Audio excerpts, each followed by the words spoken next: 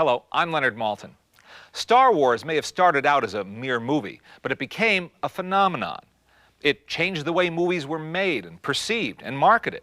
It ushered in a new era of science fiction and fantasy and developed a whole new vocabulary of visual special effects. And the man who created the film, who imagined it and then realized it, is here with us today to share some of his memories. George Lucas. George, if I asked you to sum up your feelings today, looking back at the whole Star Wars experience, if I asked you to sum that up in one word, what word first comes to mind? If there's anything the Star Wars experience has been for me, it's unpredictable. You know, not only in the making of the movies and in creating the stories in the first place, which is the fun of it, is because you don't know where it's going to go, and the making of them were a huge adventure. But the success and all the stuff that's come after it and everything is just, you have no idea what's going to happen next. Let's go all the way back to the beginning. What was the beginning? I would say probably the original impetus for the whole thing was, I used to watch a serial on television called Adventure Theater, and they had Flash Gordon Conquers the Universe on it, and I used to love that. So I went off and wrote my own space opera and developed the story and took it to United Artists that had the first rights to it. They said no, they didn't want it, and then I took it to Universal because I just finished American Graffiti, and they said no, they didn't want it. And finally took it to 20th Century Fox, and Al Nye Jr. said, I'm interested. He said, I don't understand this, but I loved American Graffiti, and whatever you do is okay with me. Because otherwise I don't think it would have ever gotten done.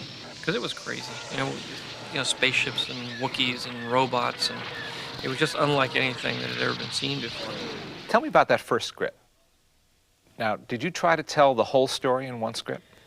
Well, at that point it wasn't the whole story. I wrote a script, and the script was very ambitious.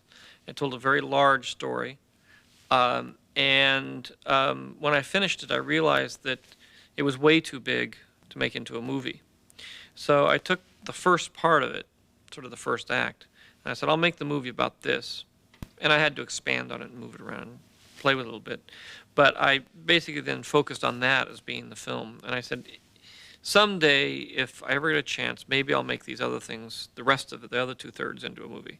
But right now, that's just going to have to go on the shelf, and I'll leave it there. And so that's really how the first project came to pass. The other part of it is in order to write that first script, I had to write a backstory about where Darth Vader came from, how the kids evolved, his wife, how Ben related to all that, how the Emperor came to power. And that ended up being the basis for the projects that I'm working on now. You have a go-ahead on the script. You're revising it as you're preparing now to shoot the movie. How do you begin to prepare to shoot this movie? I went around and there were no departments at the studios, no one to do this. So I had to sort of build up from scratch my own special effects company in the process of starting this whole thing. How do you find people? How do you find the right people to do that kind of thing and to invent things, which is what they had to do? There was a small group of people that had done special effects. Some guys who worked in commercials doing the Pillsbury Doughboy and this, so there was maybe a few dozen people in Hollywood that actually had some experience. They were mostly college students. They're mostly very young. I think the average age of ILM when it started was like 24. That's the average age, and so there are a lot of kids that were like 19, 20 years old. Tell me about some of the casting decisions. What I would do is I would take the various contenders for the various roles and I'd mix them around and have them work ensemble. Because what I was trying to do is see how they all look together and work together as a group, not as individuals. And I think that was a very important part about the casting is I cast a group. I didn't cast one person, one person, one person. I saw how they all worked together and then chose it that way. What was the most serendipitous bit of casting? Probably Harrison. Fred Roos, who was helping with my casting, was a good friend of Harrison's, so he had him. He was a carpenter, and he sort of had him. He'd been an actor and he'd been under contract, but he was working as a carpenter, fixing their offices up.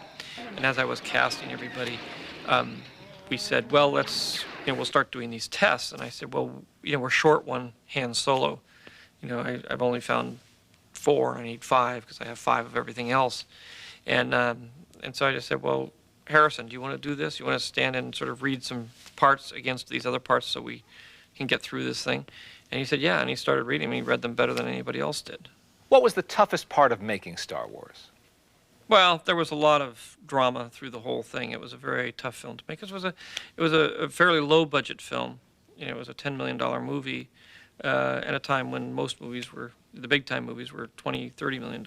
How much of that went to effects? Well, about $2 million went to effects. There weren't very many effects. And I think the toughest part was when I finished shooting, I came back to the United States. I had no editor. I had to reassemble the entire movie of what had been cut, start from scratch. I went down to ILM, and they'd spent $1 million out of the $2 million. We were about 5 months away from release of the movie, and they didn't have any shots done.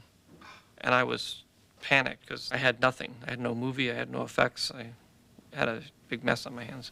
When did you know it was working, that it was turning into a phenomenon with the public? It was, it wasn't really until it came out and was in the theaters. I was still, even the day it came out, and Laddie called me and said, it's a hit, it's a hit. The first 3 performances sold out, it's going to be giant. I said, look, all science fiction films do well in the first week. Wait until the 3rd week, and then let's see what happens. So I was always the pessimist. I'm sure you know how much Star Wars means to so many, many people around the world. We all appreciate you sharing your memories with us today, George.